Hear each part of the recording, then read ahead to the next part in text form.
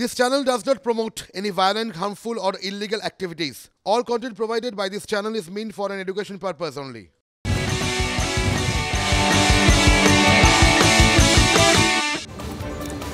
নমস্কার, টিভি9 বাংলা আপনাদের সকলকে স্বাগত। ঘড়িতে সময় সকাল 7টা মানে আপনারা সবাই জানেন সকালের প্রথম ব্রেকিং অ্যাট 7। আজকে সকালের প্রথম ব্রেকিং অ্যাট 7 কি আপনাদের সামনে একটু বিগ ওয়ালের মাধ্যমে তুলে ধরবো। আমি পিসিআরকে একটু বলবো দেখাতে।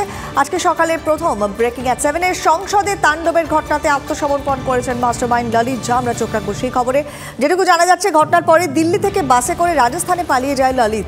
সেখানে দুই বন্ধুর সঙ্গে দেখা করে, রাতে একটি হোটেলে সে রাত্রিবাস করে। তারপর যখন সে জানতে পারে যে তাকে দিল্লি পুলিশ খুঁজছে, সে সময় আবারও বাসে করে দিল্লিতে আসে এবং তারপর গতকাল কর্তব্যপথ থানাতে গিয়ে নিজেই আত্মসমর্পণ করে ললিত ঝা। সংসদে হানা তদন্ত করা যে স্পেশাল সেলের হাতে ললিতকে তুলে দেওয়া হয়। আজকে পাটিয়ালা হাউস কোর্টে তাকে পেশ করা হবে। মৃতদের মুখোমুখি বসে জিজ্ঞাসাবাদ করা হবে বলে পুলিশ সূত্রে খবর।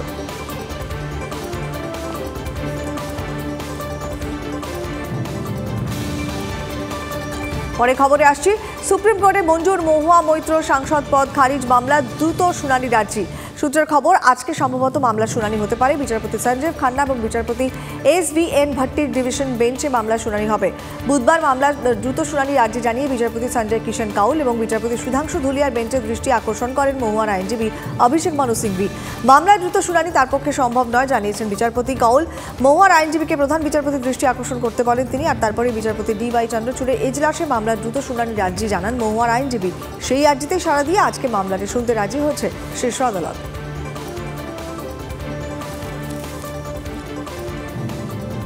ফের প্রকাশ্যে এসছে তৃণমূলের গোষ্ঠী কন্দন। দলের একাংশের বিরুদ্ধে ক্ষোভ উগড়েছেন তৃণমূল কাউন্সিলর। রাজপুর সোনারপুর পুরসভার 15 নম্বর ওয়ার্ডের তৃণমূল কাউন্সিলর পাপিয়া হালদার তুলাবাজি প্রতিবাদ করাতে তার বাড়িতে হামলার অভিযোগ। দলীয় নেতৃত্ব এবং পুলিশের অভিযোগ জানিয়েছেন পাপিয়া। প্রতীক কুমার দে সহ বাপ্পাদা সহ গৌরখাটু বিভিন্ন রকম অসাধুমূলক কাজকর্মের সাথে লিপ্ত হতে থাকে এবং আমাকে তারা শিখণ্ডী হিসেবে খাড়া করতে থাকে। যেমন কন্ট্রাক্টরদের কাছ থেকে আমার নাম করে টাকা আদায় করা, টাকা তোলা থেকে শুরু করে বিভিন্ন খাস জমিগুলি থেকে দখল করা এবং সেই জমিগুলি পরবর্তীকালে বিক্রি করা থেকে শুরু করে বিভিন্ন বেআইনি বাড়িগুলি থেকে টাকা তোলা, এইসব বিষয়ে আমি প্রতিবাদ করতে গেলে এই প্রতীক কুমার দে সহ তার কিছু সঙ্গীরা আমাকে ওয়ার্ড থেকে বের করে দেওয়ার হুমকি দেয় এবং আমি তারপরেও তাদের এই সমস্ত বেআইনি কাজগুলোকে সমর্থন না করায় তারা প্রত্যেক দিন রাত্রে এসে আমার বাড়ির সামনে গালিগালাজ করতে থাকে এবং আমাকে পদত্যাগ করতে বলে। উচ্চ নেতৃত্বর কাছে আমার আবেদন, একজন মহিলা পৌরমাতা হওয়ার দরুন আমার নিরাপত্তা যদি এই বেহাল দশা হয়, তাহলে আমার ওয়ার্ডের বাকি মহিলাদের সামাজিক নিরাপত্তা নিয়ে আমি যথেষ্ট উদ্বিগ্ন। আসি পরে খবরে। ফরওয়ার্ড ব্লকে ভাঙন, তৈরি হলো পশ্চিমবঙ্গ ফরওয়ার্ড ব্লক। পতাকায় থাকছে কাস্তে হাতুড়ি। অভিযোগ, বর্তমান ফরওয়ার্ড ব্লক নেতৃত্বে কমিউনিস্ট বিরোধী এবং তৃণমূল ঘনিষ্ঠ। পার্থ চট্টোপাধ্যায় সহ দু একজন তৃণমূল নেতার সঙ্গে ঘনিষ্ঠতা রয়েছে বর্তমান ফরওয়ার্ড ব্লক নেতৃত্বের। বিস্ফোরক অভিযোগ পশ্চিমবঙ্গ ফরওয়ার্ড ব্লকের। তাদেরকে শরিক করার আবেদন জানিয়ে বামফ্রন্ট চেয়ারম্যান বিমান বসুকে চিঠি দিয়েছে পশ্চিমবঙ্গ ফরওয়ার্ড ব্লক।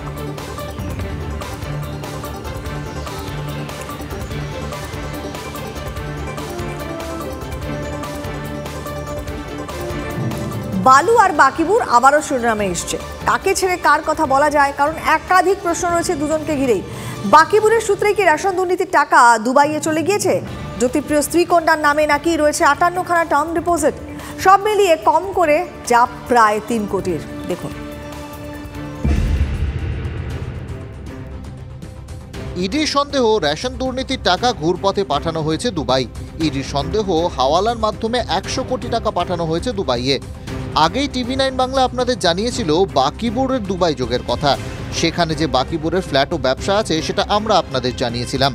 রেশন দুর্নীতিতে এখনো পর্যন্ত 35 থেকে 40 কোটি টাকা বাজেয়াপ্ত করেছে ইডি, কিন্তু চার্জশিটে যে 550 কোটি টাকার উল্লেখ। তাহলে বাকি টাকা কোথায়? এই প্রশ্নের উত্তর পেতেই গোয়েন্দাদের ফোকাস দুবাইয়ে। রেশন দুর্নীতি কাণ্ডে ইডির চার্জশিটে উজ্জ্বল উপস্থিতি রাজ্যের প্রাক্তন খাদ্যমন্ত্রী জ্যোতিপ্রিয় মল্লিকের। ইডির চার্জশিট অনুযায়ী ধান বিক্রিতে দুর্নীতির 450 কোটি টাকা সরকারি তহবিল থেকে ভুয়ো চাষিদের নামে পাঠানো হয়েছে। আর এই টাকা গায়েবে নাকি কাজ করেছে বালু বাকিবুর আন্ডারস্ট্যান্ডিং।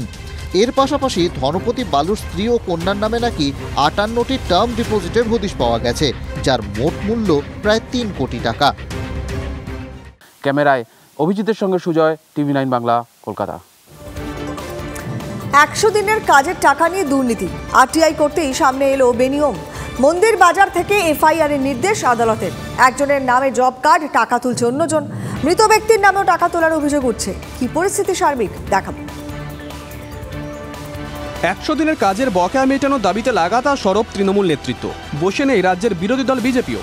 100 দিনের কাজে দুর্নীতির অভিযোগে সরব রাজ্য থেকে কেন্দ্রীয় নেতারা। এই সংঘাতের আবহে ফের 100 দিনের কাজে দুর্নীতির অভিযোগ উঠল। মন্দিরবাজার ব্লকের কৃষ্ণপুর গ্রাম পঞ্চায়েতের বিজেপি নেতা রণজিৎ হালদার আরটিআই করেন। সামনে আসে দুর্নীতির নয়া কারনামা। কিভাবে দুর্নীতি হয়েছে? যেমন ধরুন, একজনের নামে জব কার্ড ইস্যু হয়েছে, অথচ সেই কার্ডে টাকা তুলেছেন অন্যজন। শুধু তাই নয়, মৃত ব্যক্তির নামেও মাস্টার রোল তৈরি করে টাকা তুলে নেওয়ার অভিযোগ ওঠে। মাধবপুরের বাসিন্দা মন্টু ঘোষের দাবি, তার নামে জব কার্ড ইস্যু হয়েছে। সেই জব কার্ডে কয়েক দফায় টাকা তুলেছেন পঞ্চায়েতের অস্থায়ী কর্মী অন্য মন্টু ঘোষ। তিনি আবার তৃণমূল করেন। এইসব তথ্য সামনে আসার পর আদালতে দ্বারস্থ হন মাধবপুরের মন্টু। আদালত মন্দিরবাজার থানাকে এফআইআর করার নির্দেশ দিয়েছে। একাধিক জামিন অযোগ্য ধারায় মামলা করে তদন্ত শুরু করেছে মন্দিরবাজার থানার পুলিশ। শুভেন্দু হালদারের রিপোর্ট, TV9 বাংলা। জগদ্দলে তৃণমূল কর্মী ভিকি যাদব খুনের ঘটনাতে গ্রেফতার করা হয়েছে আরও 3 জনকে। 2টি চুরির বাইক উদ্ধার করা হয়েছে জানিয়েছেন Barrackpore police commissioner.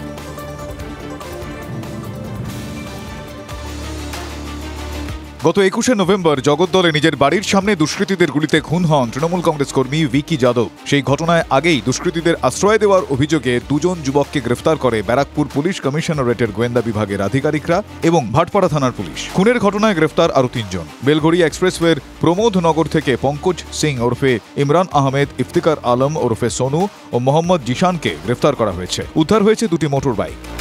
Pankaj and Iftikhar के আমরা বেলগুড়িয়া এক্সপ্রেসওয়ে থেকে অ্যারেস্ট করেছি, প্রমোদনগর বেলগুড়িয়া এক্সপ্রেসওয়ে থেকে। আর জিশান জি আছে, জিশানে আমাদের যেটা অরিজিনাল কেস আছে চুরির কেস, ওখানে অ্যারেস্ট করা হয়েছিল, বেলগুড়িয়া থানা অ্যারেস্ট করেছিল, তাকে আমরা এখানে শোন অ্যারেস্ট করেছি। চুরির বাইকে চেপে অপরাধ করে আসে দুষ্কৃতীরা, তবে 2টি পিস্তল এখনো উদ্ধার হয়নি। এই খুনের পিছনে আরো বড় কোনো মাথা থাকতে পারে বলে অনুমান পুলিশের। অনন্ত চট্টোপাধ্যায়ের রিপোর্ট, TV9 বাংলা। ফের অঙ্গনবাড়ি কেন্দ্রের খিচুড়িতে টিকটিকি। খিচুড়ি খেয়ে অসুস্থ একাধিক চন্দ্রকোনার 1 নম্বর ব্লকের মাংরুল গ্রাম পঞ্চায়েতের এই ঘটনা। ক্ষীরপাই হাসপাতালে 30 জন চিকিৎসাধীন রয়েছেন। চন্দ্রকোনা 1 নম্বর ব্লকের মাংরুল গ্রাম পঞ্চায়েতের লোরপুর ICDS কেন্দ্র। বাকি দিনের মতোই এদিনও খিচুড়ি রান্না হয়েছিল। টিফিন বক্স করে তা বাড়িতে নিয়ে যায় পড়ুয়ারা। খাবার সময় এক অভিভাবক দেখতে পান খিচুড়িতে সিদ্ধ হয়ে যাওয়া অতিকায় টিকটিকি। মুহূর্তেই আতঙ্ক।